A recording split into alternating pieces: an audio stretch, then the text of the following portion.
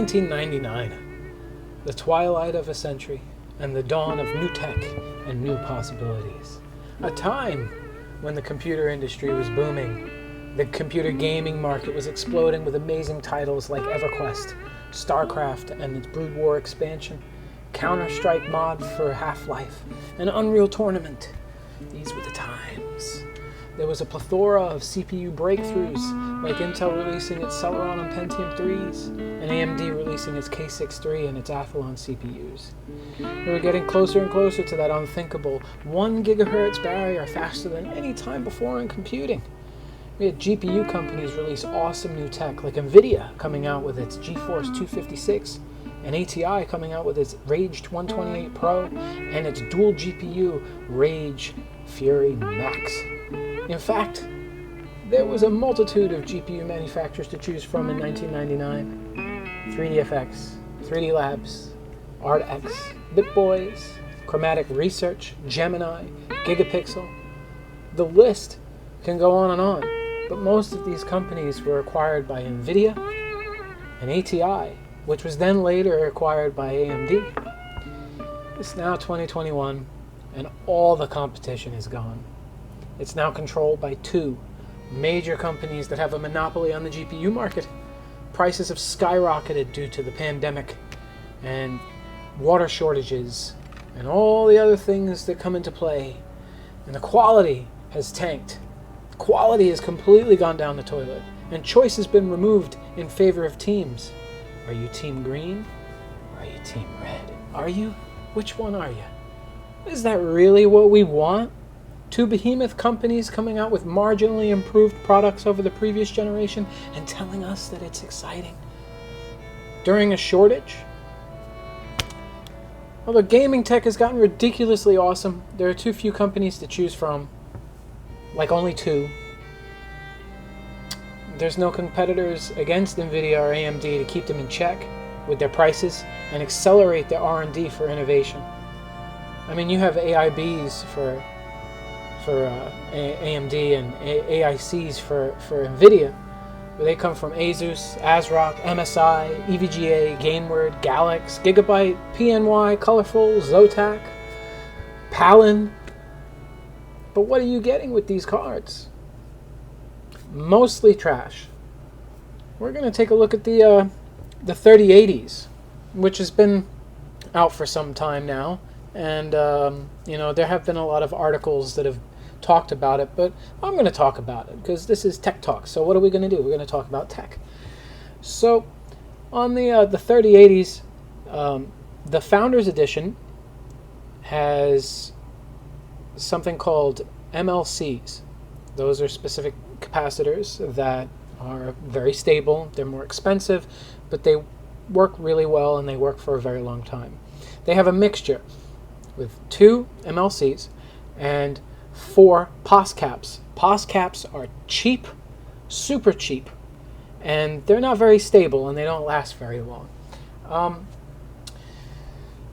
There are some companies that you need to avoid completely if you wish to overclock your 3080.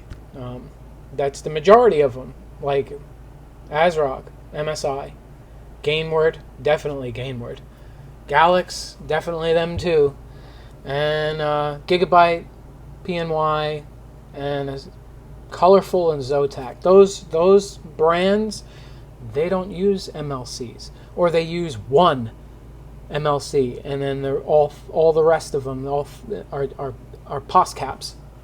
And when you go to overclock these cards, you get instability, game crashes, artifacting. You get all kinds of weird poo-poo garbage happening on the screen, and it's no good. It's no good for anybody. So, if you do have those cards, be very careful with your overclock, because you will either degrade the capacitors and they'll fail, or you'll just get general instability and BSODs, and blue screens or black screens all the time. Another one that we're going to kind of touch on is the 3090 Founder Editions. They have really, really bad thermal issues and black screen issues where they just time out completely.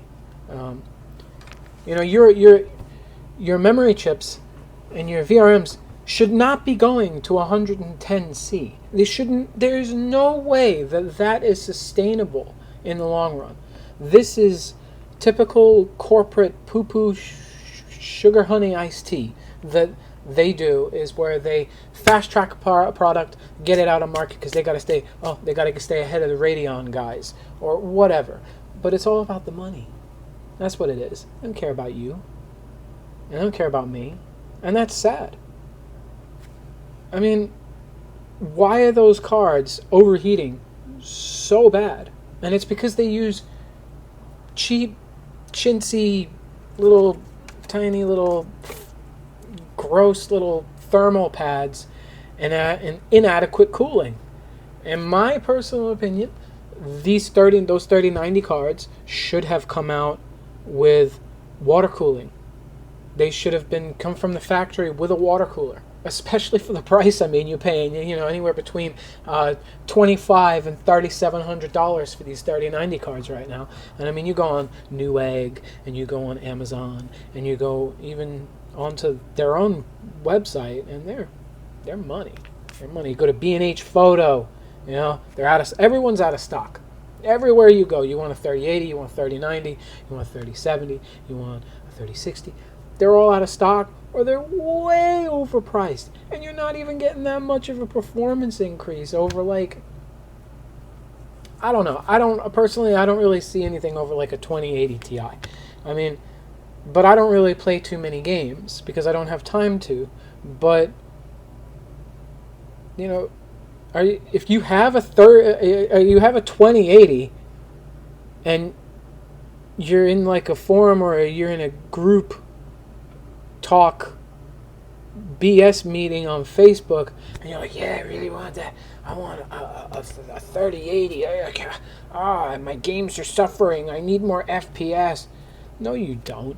You just want it because it's the new and hot thing. And I've been dealing with computers. I've been building computers since 1993.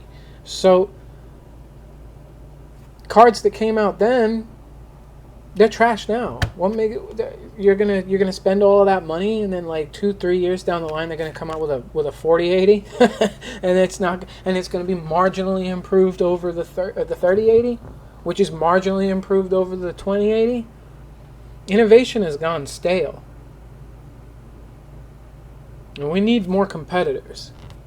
And we need more companies. Not only that, but if you have more companies, more competitors, you'll have NVIDIA and you'll have AMD coming out with higher spec products. You'll have them come out with new designs, more risky designs. They're kind of like corporate gray now. You get their cards, and it's kind of like, oh, that's a big chunky, but it's like, meh. And then you have to go to the aftermarket companies to get cards that look cool or that have better cooling capacity. Why should an aftermarket company come out with something that the original manufacturer can't or won't do? I don't know. I think it's messed up. So as in regards to the 3090 cards, undervolt them. But also go into your power settings in the NVIDIA GeForce Experience. Go in there and change your power settings so that it's like high performance. That kind of fixes a lot of the black screen timeouts that have been happening with the 3090 cards. In regards to the 3090 cards with their heat issues, don't underclock the card, but undervolt it slightly. Just mess around with it. You can underclock it just a little bit, just to bring those temps down. I mean, how long do you think a silicon chip, an IC, is going to last at 100C? 90C is pushing it.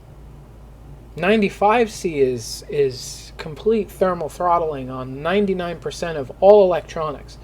If you had a CPU or a GPU like these two, if they go up to 95C, the computer would shut off.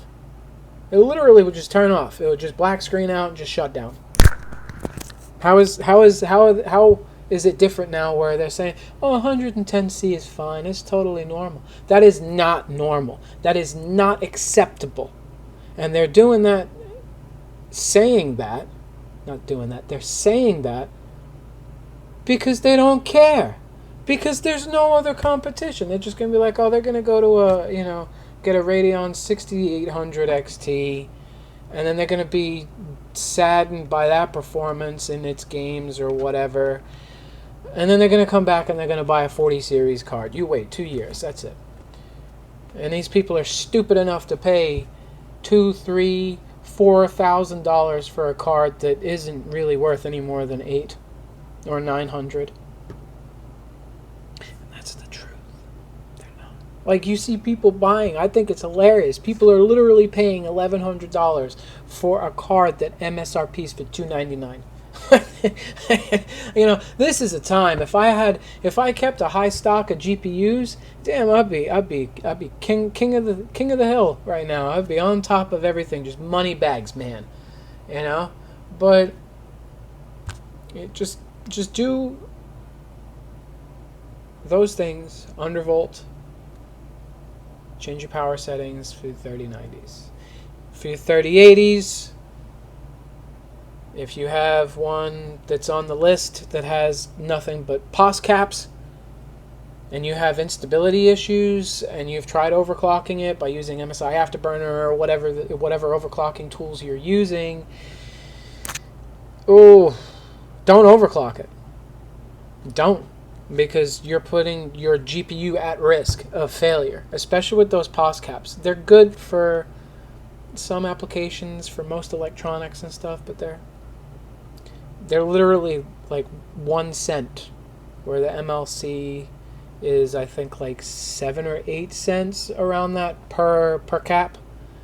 So there's a big difference for manufacturing in there, the cost. For them to put 2 on there, you times that by thousands of cards, plus all of the other components that are on the boards, you get it adds up to a lot of money.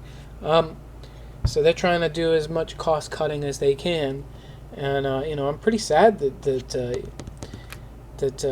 Gigabyte and Galax and ASRock and MSI and all of that, their quality has really kind of gone down. Not just with their video cards, but with their boards too. I will not use an MSI board. I won't use them. There are too many problems with them. I have so many issues. I've had so many brand new boards come to me from like MSI, and the BIOS or the UEFI has been bricked. It just doesn't work. Like, you turn it on and it's telling you that you have to there's something wrong with the BIOS and you have to put a USB in to reflash. And these are brand new. These are brand new, sealed in a box, or they blow up. That's not just MSI, but that's other ones as well. But I could go into a whole nother blog that's gone on way too long already. And oh my, it just garbage that these companies are coming out with. I don't even think that they quality check anymore. I think they got one guy in a basement that's just looking at them in a flashlight and the lights are turned off, and he goes, "Yep, that looks like a motherboard. Yep, that looks like a GPU." And that's it. That's all they have. Yeah. I've also been another thing before I go. There's been a huge thing, discussions and stuff, and I actually had somebody argue with me over the fact that the M.2 is SATA. It's a SATA NVMe. Are people really that literally legitimately believed what they said? And then they're 6 people actually turned around and agreed with the guy, and I was like, no, M.2 is the standard. You can have an M.2 in SATA, or you can have an M.2 in NVMe. NVMe is a hell of a lot faster than SATA. You're going to get 500 megabytes per second on SATA with an M.2 drive. You're going to get upwards of 3,500, especially for the new ones, like the Gen 4s and stuff.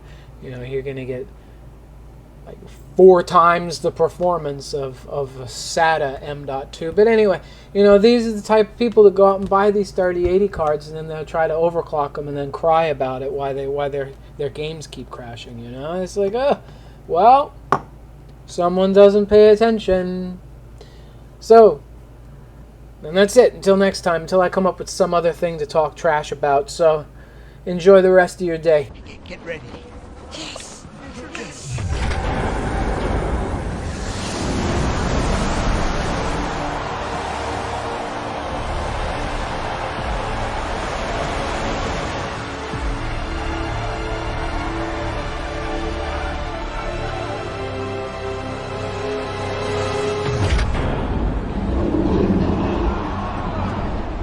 Do not, my friends, become addicted to water. It will take hold of you, and you will resent its absence.